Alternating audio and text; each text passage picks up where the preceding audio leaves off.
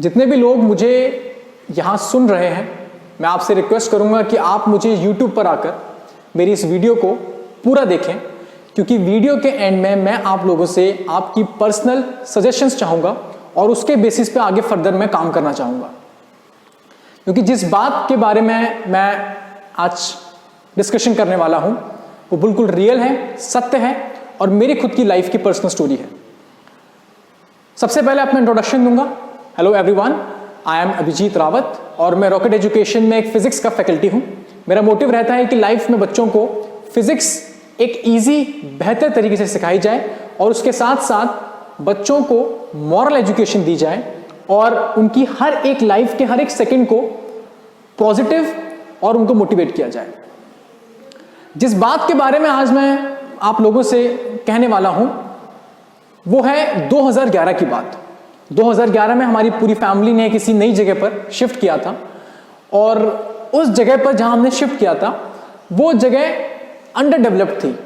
वहां पर पानी की फैसिलिटीज नहीं थी, कई सारी जगहों पर कंस्ट्रक्शन का वर्क चल रहा था, तो कई सारी चीजें वहां पर ऐसी थी। तो वहां पर मैंने एक इंसान को ऑब्जर्व किया था जो कि बोल नहीं सकता, जो कि गूंगा था, लेकिन उसकी खास बात यह थी कि वो इंसान हमेशा खुश रहता था, हमेशा वो इंसान स्माइल करता था। अगर कभी भी आप उस इंसान के सामने सो के जाएंगे तो वो हमेशा आपसे उसकी कोड लैंग्वेज में आ ऊ मतलब वो साउंड्स निकाल के आपसे बात करेगा और आपको एक स्माइल देगा। तो मैंने भी जब उसे फर्स्ट टाइम देखा, वो गूंगा था, मैं उससे बात नहीं कर पाया, वो मुझसे बात करना चाहता था और उसने अपनी साइन लैंग्वेज में बात करी, आवाजें निकाली आ ऊ करके, मतलब उसने पूछना चाहा कि तुम कैसे हो, सब बढ़िया लाइफ में, ऐसे करके वो हमेशा इशारे करता था। तो उस जगह पर जहां हम रहते थे वहां पर पानी की प्रॉब्लम होती थी, तो वहां पर कई सारे रेडी वाले, रिक्शे वाले हर घर घर पर जाकर लोगों को वाटर सप्लाई करते थे। तो मैंने अपने फादर से बोला कि हम किसी और से पानी लें, बेटर है कि जो एक गूंगा है इसका भी उसका भी सेम काम था, वो हर घर घर पर जाकर लोगों को वाटर सप्लाई करता था। तो मैंने बोला हमें भी इससे पानी लेना चाहिए, इसकी हेल्प होगी। तो मेरे फादर ने बोला हाँ ठीक बात है, हम लोग इससे पानी ले लेते हैं। तो फर्स्ट डे आया, हमने उससे बातचीत करी, हमें पानी ऐसे ऐसे चाहिए, इतना लीटर पानी चाहिए, पानी साफ होना चाहिए। उसने बोला हाँ हाँ ऊ करके अपनी कोड लैंग्वेज उसने बात करी। उसने बोला ओके वेरी गुड, कोई दिक्कत नहीं है, स्माइल पास करी, वो वहां से चला गया। तो मुझे वो इंसान कभी भी दिखता था, कहीं भी मैं निकल रहा हूं, सामने से आ रहा है, तो वो हमेशा इनिशिएटिव लेता था और पूछता था, ऐसे करके इशारे करता, मैं बोलता हाँ भाई सब बढ़िया, वो स्माइल करता, वो निकल जाता। तो एक रूटीन बन चुका था, मतलब हफ्ते में 1-2 बार तो मुझे वो इंसान रोड पर दिख ही जाता था मेहनत करते हुए, कभी रिक्शा चला रहा है, कभी कुछ कर रहा है, और वो हमेशा ऐसे करके हर किसी को, सिर्फ मुझे नहीं हर किसी को वो स्माइल पास करता था और उसका हालचाल पूछता था। समय बदला, चीजें बदली, जिस जगह पे हम रहते थे वहां पर गवर्नमेंट ने पानी के कनेक्शन करवा दिए। तो अब पानी के कनेक्शन हो गए, लोगों के घर तक पानी आ चुका था, तो अब इन रेडी वालों का कोई काम नहीं था, तो यानी कि इनका रोजगार वहां से छिन गया। अब मेरे दिमाग में आया कि यार अब वो जो गूंगा था अब वो क्या काम करेगा। नेक्स्ट डे मैंने देखा तो उसने कंस्ट्रक्शन वर्क पर दिहाड़ी काम शुरू कर दिया। जिस जगह भी घर बन रहा है वहां पर जाता था, पूरे दिन मेहनत करता था और जो भी दिहाड़ी मजदूरी होती है वो कमाता था। मैंने कहा वाह। फिर मुझे कभी मिलता वो काम करते हुए, अपने स्टाइल में पूछता वो तुम कैसे हो, मैं कहता मैं बढ़िया, वो स्माइल पास करता, लाइफ इज ऑल गुड। चलता रहा सिलसिला। कुछ समय हो गया, 1 हफ्ते, 2 हफ्ते, 3 हफ्ते, 1 महीने, 2 महीने, मुझे वो गूंगा कहीं दिखाई नहीं। तो मुझे लगा कि क्योंकि हमारे आसपास कंस्ट्रक्शन एक्टिविटीज काफी बंद हो चुकी हैं तो उसका ये काम भी अब बंद हो चुका था। तो क्या पता इसने अब कोई और काम शुरू कर दिया हो, ये बातें मेरे दिमाग में आई। तो मैंने कई बार उसको ढूंढने की कोशिश करी, हालांकि कुछ बनता मेरा कुछ कोई उससे रिलेशन नहीं था, बट ऐसे ही मैंने पूछा किसी से कि वो गूंगा कहाँ गया जो काम करता था। कोई रिस्पॉन्स नहीं, कोई जानता ही नहीं था।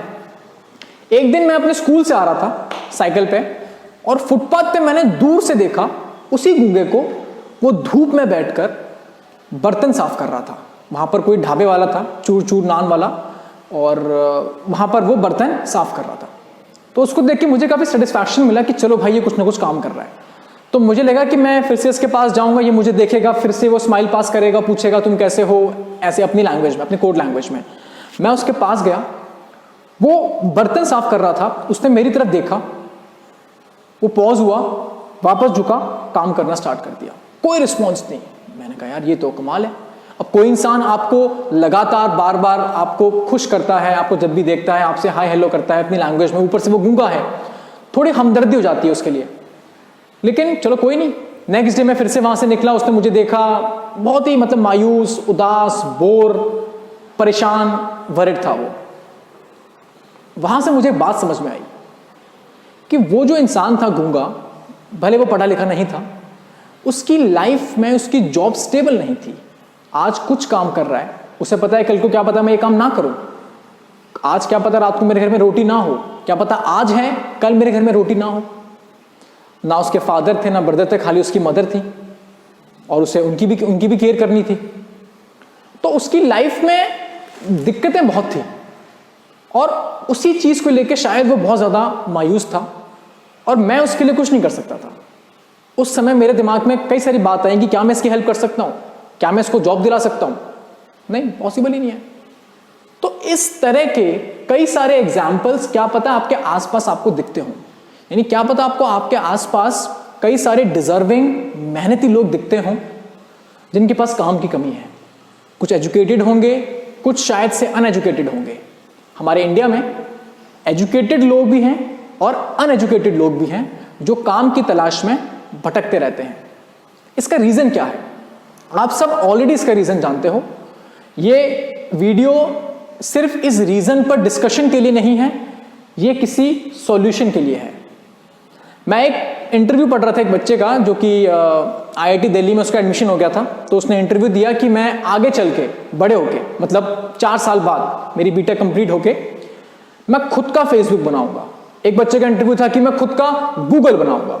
मैंने कहा वाह यार, क्या सोच है इन बच्चों की। तो होता क्या, 4 साल बाद वही बच्चा जिसका ड्रीम था खुद का फेसबुक बनाना, वो फेसबुक में काम कर रहा था। जिस बच्चे का ड्रीम था गूगल बनाना, वो बंदा गूगल में जॉब कर रहा था। तो ऐसा क्यों भाई? उनके पास डेफिनेटली उन्होंने वर्क किया होगा, मैं मना नहीं कर रहा हूं। उनको पता नहीं है कि जॉब क्रिएशन करते कैसे हैं। इंडिया में कई सारे लोग जॉब क्रिएट करना चाहते हैं। मेरे पास कई सारे स्टूडेंट्स आते हैं, मुझसे बात करते हैं कि भैया हमें तो बिजनेस करना है, हमें तो एंटरप्रेन्योरशिप में इंटरेस्ट है। तो वो कैसे करें हम? उनको पता ही नहीं है। और सच बात तो ये है कि मैं उनको कितना भी गाइड कर लूं अच्छे से, सही तरीके से, मुझे भी नहीं पता। मैं उनको अपनी तरफ से पूरा गाइड करता हूं, बट कहीं ना कहीं मेरी गाइडेंस में कुछ ना कुछ कमी तो डेफिनेटली होती है। तो इंडिया में जॉब क्रिएशन की कमी है, पहले हमें एक्सेप्ट करना होगा। बहुत से लोग कर रहे हैं, उनके एनवायरनमेंट में या जैसे भी उनकी मेहनत से वो जॉब क्रिएट कर देते हैं। लेकिन इंडिया में अगर बचपन से किसी बच्चे को जॉब क्रिएशन स्किल सिखाई जाए, उसके स्कूल्स के सब्जेक्ट्स में कहीं भी, मॉरल एजुकेशन के कहीं भी हल्का सा जॉब क्रिएशन की स्किल्स को बचपन से ही ऐड किया जाए, तो बड़े होके उसके पास दिमाग होगा, स्किल्स होंगी कि खुद का काम कैसे स्टार्ट किया जाता है। क्योंकि अगर 100 में से 10 लोगों ने भी जॉब क्रिएट करी, तो कल को इंडिया के बहुत सारे अनएजुकेटेड और एजुकेटेड लोगों की बहुत हेल्प होगी। मैं अभी फैक्ट्स की बात नहीं कर रहा हूं। कई सारी कंट्रीज में कुछ टाइम ऐसा आया था कि वहां पर इतनी ज्यादा वैकेंसीज थी, करने के लिए लोग नहीं थे। समझ रहे हो बात को? तो ये चीज हमें इंडिया में चाहिए कि चाहे आप अनएजुकेटेड हो चाहे आप एजुकेटेड हो, आपको अपने नॉलेज के हिसाब से जॉब मिलेगी, आपकी मेहनत के हिसाब से जॉब मिलेगी। तो अगर कल को इंडिया में जॉब क्रिएशंस बहुत ज्यादा होती, तो शायद वो जो गूंगा जो भटक रहा था कि उसकी कोई जॉब स्टेबल नहीं है, क्या पता उसके पास भी एक जॉब होती। तो जो बात मैंने आपको बताई, ये कई सालों से मेरे दिमाग में चल रही थी। मैं सोचता था, कुछ करने की कोशिश करता था, सेमिनार्स करता था बच्चों के सामने, वर्कशॉप्स करता था, बट मुझे कभी आज तक इसका प्रॉपर आउटपुट नहीं मिला। तो यहां मुझे आप लोगों की हेल्प, आप लोगों के सजेशंस, आप लोगों की राय चाहिए। अगर आप लोग इस वीडियो को यूट्यूब पे देख रहे हैं तो प्लीज कमेंट कीजिएगा। मुझसे आप पर्सनली बात करना चाहते हो तो मुझसे पर्सनली बात करें, पर इस पर बात करो, सिर्फ मुझसे नहीं, आपस में बात करो। और मेरा प्लान ये है कि अगर आप मुझे कुछ अच्छे आइडियाज दे पाते हो, मैं डिस्क्रिप्शन में अपनी ईमेल आईडी, अपना इंस्टाग्राम हैंडल यहां पर डाल दूंगा, जिस पे आप मुझसे कनेक्ट हो सकते हो। और मुझे आप आइडियाज दीजिए, रिव्यूज दीजिए, या कुछ भी मुझे बताइए, ताकि ऐसी क्या चीज मैं फिजिक्स पढ़ाने के साथ साथ बच्चों को दे सकता हूं जो कि उनके जॉब क्रिएशन में उनको हेल्प करे। मतलब आपके हिसाब से अगर मैं आपको बोलूं कि किसी बच्चे के अंदर जॉब क्रिएशन स्किल्स कैसी हों, तो क्या क्या स्किल्स आप किसी बच्चे को देना चाहते हो या देखना चाहते हो, वो आप मुझे दें ताकि मैं उसका एक प्रॉपर स्ट्रक्चर, प्रॉपर कोर्स बनाकर बच्चों को सिखा सकूं। तो यही मेरी उम्मीद है कि जिस तरह की मेरी सोच है, अगर आप उस तरह की सोच रखेंगे और कई सारे लोग ऐसी सोच रखेंगे, तो शायद अगर जॉब क्रिएट नहीं होंगी, पहले फेज में जॉब क्रिएट नहीं होंगी, तो क्या पता जॉब क्रिएशन थॉट पैदा होगा, है ना।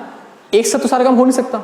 तो पहला टास्क हम लोग ये लेते हैं कि लोगों के दिमाग में कम से कम जॉब क्रिएशन थॉट तो आए, और उस पर हम लोग काम करना स्टार्ट करेंगे।